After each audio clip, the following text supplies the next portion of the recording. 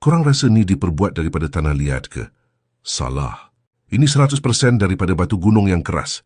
Jom tengok macam mana pakar ni jinakkan batu jadi karya seni. Semuanya bermula di sini. Bukan sebarang batu. Mereka kena pilih urat batu yang betul supaya tak pecah masa dipahat nanti. Tengoklah kekuatan tangan Pak Cik ni. Sekali ketuk batu keras pun menyerah kalah. Lepas dapat bongkah yang sesuai, mereka akan bentukkan secara kasar. Tak ada mesin laser, tak ada teknologi moden. Semuanya guna mata dan gerak hati. Ini yang kita panggil true craftsmanship. Ini bahagian paling best. Korang tengok mesin ni. 2 orang kena tarik tali guna kaki untuk pusingkan batu tu laju-laju. Ini teknik purba yang masih bertahan ribuan tahun. Penat dia. Jangan cakaplah, tapi hasilnya memang smooth.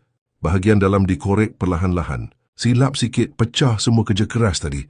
Lepas tu mereka gosok sampai berkilat guna bahan semula jadi. Korang rasa berapa lama masa nak siapkan satu pot ni? Cuba teka dekat ruang komen. Dan inilah hasilnya dari sebongkah batu gunung yang kasar. Jadi pot yang sangat halus dan cantik. Pot ni bukan saja tahan lama, tapi air yang disimpan dalam ni sejuk dia lain macam. Kita kena hargai seni warisan macam ni sebelum ia hilang di telan zaman. Kalau korang hargai kerja keras mereka, tekan butang like dan share video ni. Korang nak saya cari seni unik apa lagi lepas ni?